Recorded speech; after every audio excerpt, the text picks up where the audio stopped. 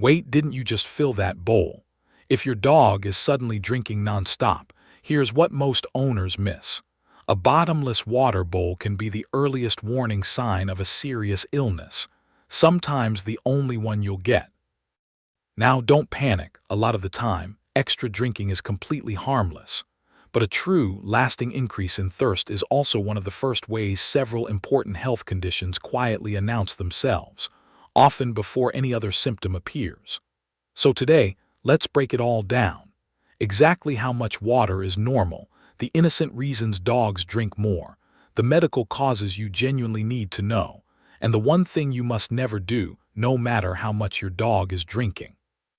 Before we worry, let's define normal. A healthy dog generally needs roughly 1 ounce of water per pound of body weight each day, or in metric, about 40 to 60 milliliters per kilogram. So a 50-pound dog drinking around 50 ounces, a little over 6 cups, is perfectly normal. Bigger dog, more water; smaller dog, less. The medical term for excessive thirst is polydipsia, and vets generally consider it a real concern when a dog consistently drinks more than about 100 milliliters per kilogram a day, well above that normal range across several days. Now, you don't need to measure to the milliliter, but here's a simple trick if you're unsure. Fill the bowl using a measuring cup, then check how much is left after 24 hours and count how often you refill it.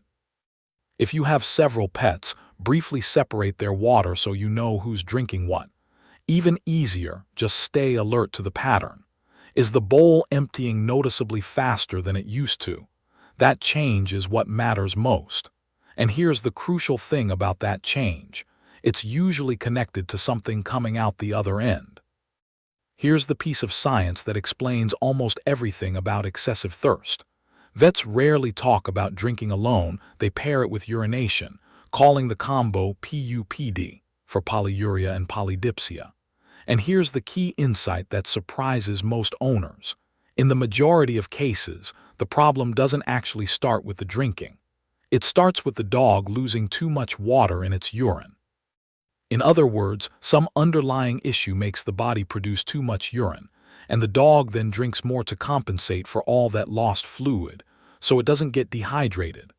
So that extra drinking you're seeing, it's often really a sign of extra peeing.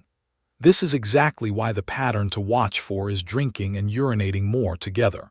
More bathroom trips, accidents overnight, bigger puddles, longer time spent peeing. Other tells include your dog suddenly drinking from unusual places, toilets, puddles, dripping taps, or standing at the bowl for long stretches. Spotting that combination is your single biggest clue. But plenty of the time, the reason behind it all is completely harmless, so let's start there. Not every thirsty day is cause for alarm, so let's begin with the reassuring stuff. The most obvious is the environment. Hot weather and exercise naturally make dogs drink more, exactly like us. A long walk, a play session at the park, or a hot afternoon will send any healthy dog to the bowl more often, and that's completely fine. Dogs also shed a lot of heat by panting, which dries them out and makes them thirstier. Diet matters too. Dogs eating dry kibble, especially high-protein formulas, tend to drink more than dogs on wet food, simply because they're getting far less moisture from their meals. A salty treat or a high-sodium snack will spike thirst temporarily, and a recent food change or a new supplement can shift water intake as well. The thing all these harmless causes share is that they're explainable and temporary. Once the hot day passes, or you adjust the food, the thirst settles right back to normal. So if you can tie the extra drinking to an obvious cause and it doesn't stick around, you can usually relax.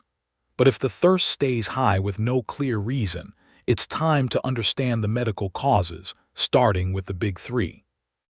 When excessive thirst is medical, 3 conditions account for the vast majority of cases. And here's the encouraging part. All 3 are very manageable when caught early, which is exactly why noticing the thirst matters so much. The first is diabetes. When a dog doesn't have enough working insulin, sugar builds up in the blood and spills into the urine, dragging large amounts of water out with it. So the dog pees more and drinks more to keep up. The classic extra clue for diabetes is a dog with a big appetite that's somehow still losing weight, and sometimes faintly sweet-smelling urine, which ties right back to our bad breath smell detective episode. The second is chronic kidney disease, especially common in older dogs. As the kidneys gradually lose their ability to concentrate urine, the body leaks out more water, so the dog drinks to replace it. And increased thirst is often one of the very first noticeable signs, sometimes alongside weight loss, a pickier appetite, or vomiting. The third is Cushing's disease, caused by too much of the stress hormone cortisol. It's a true signature condition for thirst. In fact, studies find the large majority of Cushing's dogs, around 90%, drink excessively, and it usually comes bundled with telltale signs. A ravenous appetite, lots of panting like we covered in the panting episode, a distinctive pot-bellied look, and thinning hair or skin changes. Learning to spot these combinations is genuinely powerful. But the big three aren't the only possibilities, and one of the others is a true emergency. Several other conditions cause excessive thirst, and the one you must know about is a genuine emergency: pyometra, a serious infection of the uterus in unspayed female dogs. It releases toxins that affect the kidneys and trigger heavy drinking, and because it's life-threatening, any unspayed female who suddenly becomes very thirsty and seems unwell needs a vet immediately, especially a few weeks after a heat cycle. The other causes are calmer but worth knowing.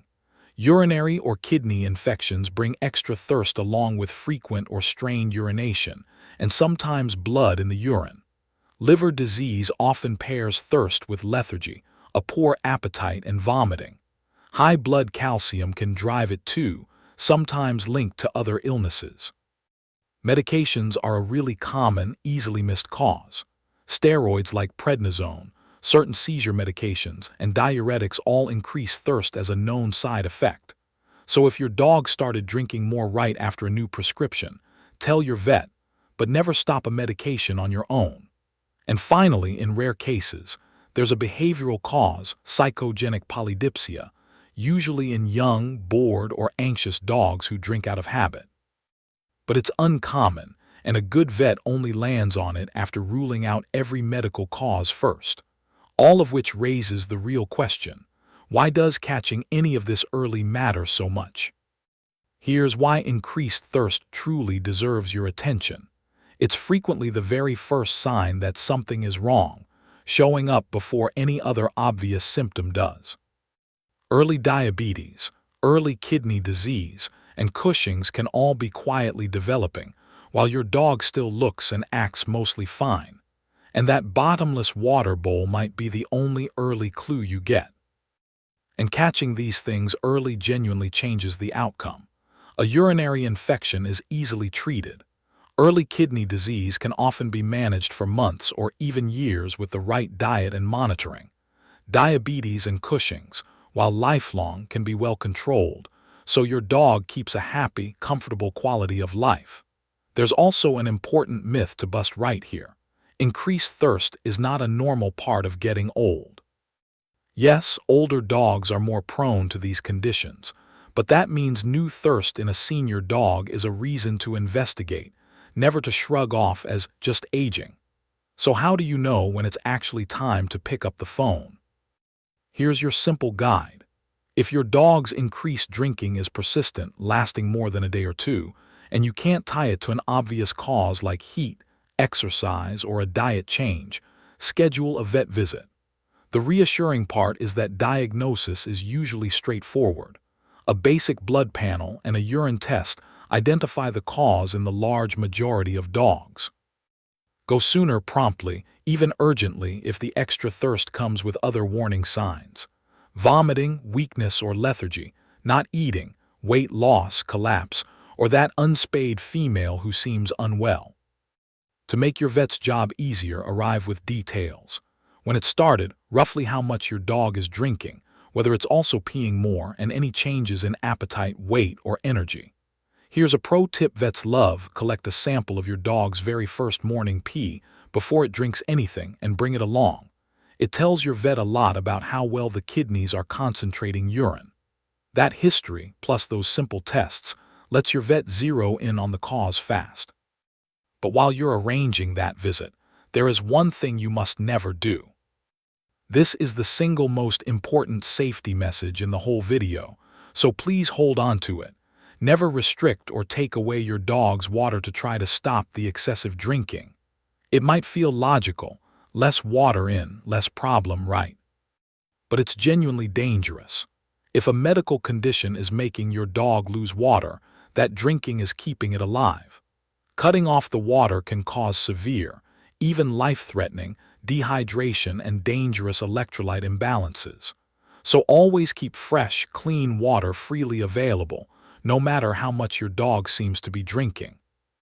There is just one rare flip side worth a mention: a dog gulping enormous amounts of water very fast during intense water play, chomping at a hose or a sprinkler, or repeatedly retrieving in a lake, can occasionally take in too much at once, which dilutes the body's sodium.